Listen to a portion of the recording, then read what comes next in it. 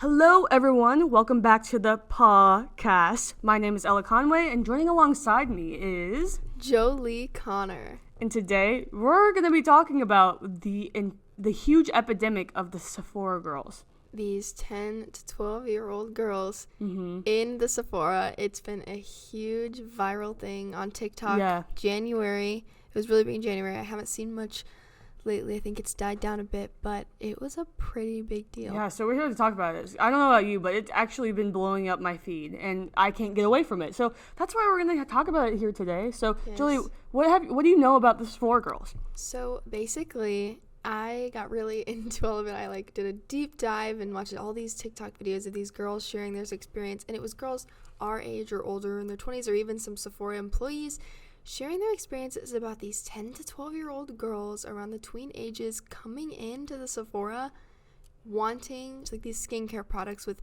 weird things in them, and they want all these products that they see on TikTok that are pretty expensive for kids their age. Yeah, and when I was looking through it and looking more into it, I saw that they weren't just trying to buy these products, they were destroying the store. Yeah. So one big brand that I heard about was Drunk Elephant, and so when I looked into that, they were trying to make these things called smoothies. Yes, smoothies. And it's where they put bronzy drops with the moisturizer with the glowy drops, and they're mixing it together, and they're just leaving it there. Yeah, so they just leave it, and it makes a mess, and it ruins the experience for any other Sephora customers. And while I understand that the Sephora's probably really making money off these kids buying all these expensive products for themselves that they don't really necessarily need, they're also probably I would assume losing money, because people, honestly, that mess is probably not the most attractive sight to your average customer. Probably, yeah. And I mean, it uses all your testers, so it's you don't no one. If anyone's coming to look at the product, it's gone. It's honestly a lose. Yeah, in a way. And so, can you tell me a little bit why it's alarming, and why we're not just be okay, I mean, they're just using skincare, what's the big deal? Well, in Drunk Elephant products, there are anti-aging components.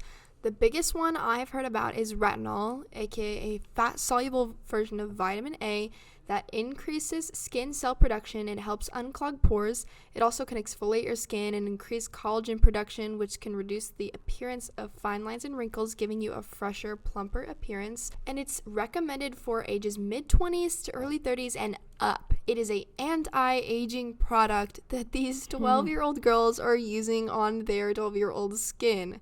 It is shown to burn their skin. Their skin is not mature enough to be using these products, and it's showing to burn it and damage it and give them redness. And if anything, it's not going to help them with anything at all. It's actually going to cause them problems because they're using it and they don't need to be. Yeah, that's really interesting. So the more I dive into it and the more I think about it, it's why are these children using skincare products? What's the big rave around it?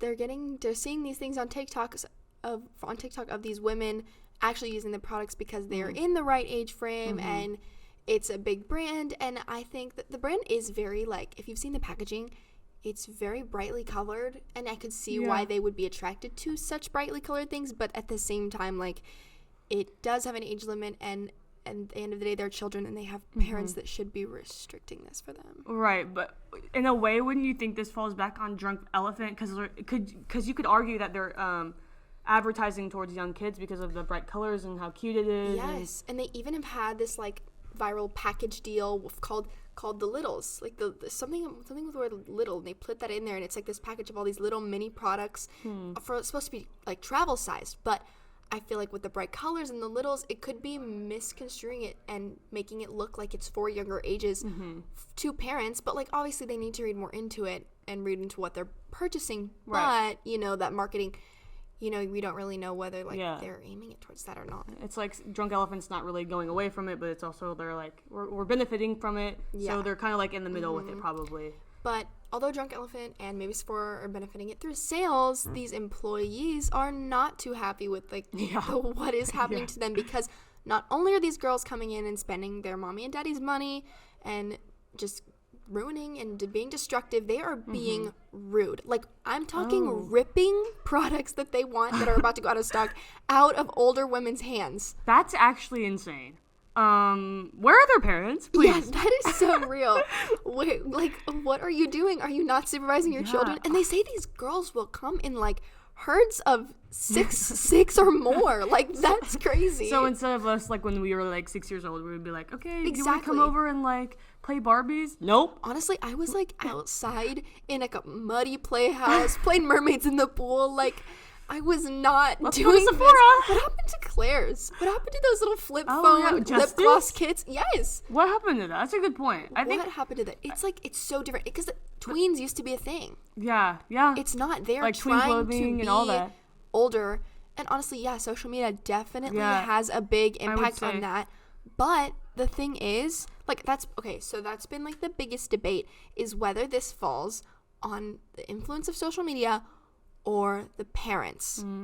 I've scrolled on TikTok and I've seen these 11-year-old. They look older than they are too, by the way, Yeah. which is a little concerning. But you see it and they're like, "Welcome back to my preppy TikTok," and they make all these preppy Yes. TikToks. With, if you know what preppy is, it's like kind of like a vibe or aesthetic to the person. That smiley faces and bright colors and it's really catering towards the like tweens right now. And I'm not really sure why that is, but Yeah. it is really catering towards them. Like Lululemon, like all the expensive things. But I would argue that it's more of the parents because the parents are the ones allowing them to be on these social devices. media. Yeah. Yes, it is absolutely, in my opinion, like you have every right to restrict your child from seeing these things. Of course, they're gonna get things from school, as everyone has for literally ever.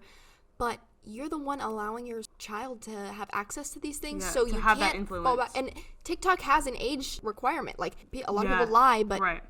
and they're allowing it. I don't know. These influencers aren't aiming their content at 10 to 12-year-old girls. They're aiming at women of their age. Right. Definitely, all of them play a big role into it. They all factor into it. But I would say it definitely falls back on the parents for allowing them to be in these situations and places. Yeah, your kid is exposed to what you allow them to be exposed to. For sure. My stance on this, as I said, I've done and looked into it. I've scrolled on my TikTok. I mean, that's not a great source. That's another thing. People are getting their sources and information from TikTok. So I'm sure these kids are like, oh, this is great for my skin because I see other kids like me using it. But then you keep scrolling and then you see these dermatologists being like, you need to stop. Like, Yeah, but they don't want to listen to a doctor. They want to be cool. Like, yeah, they want to be like everyone else. Because the thing is, there's also girls like nowadays that are, if you don't have the Stanley Cup, if you don't have the Rare Beauty blush, if you don't have that drunk elephant, then you aren't cool. You're not fitting in. Yeah.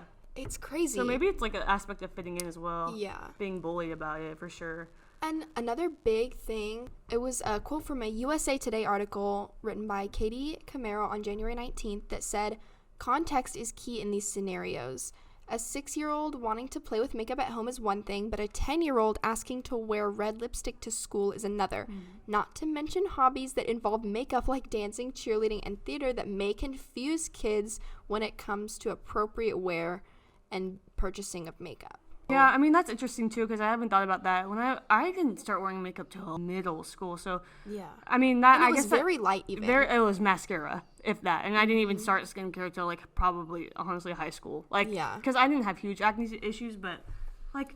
I didn't think about that because that's so true. Like, my mom's like, no makeup. Like, you don't need makeup. I'm like, oh. And I never really thought that. I mean, I think it started to have an influence when TikTok was starting to be a thing when we were about that age. It was turning Musically into TikTok. Right, yeah. but, like, I was not wearing red lipstick to No. school. And if I did, I would be bullied for it. And I remember from my 1 year in dance, like, dance does have a very...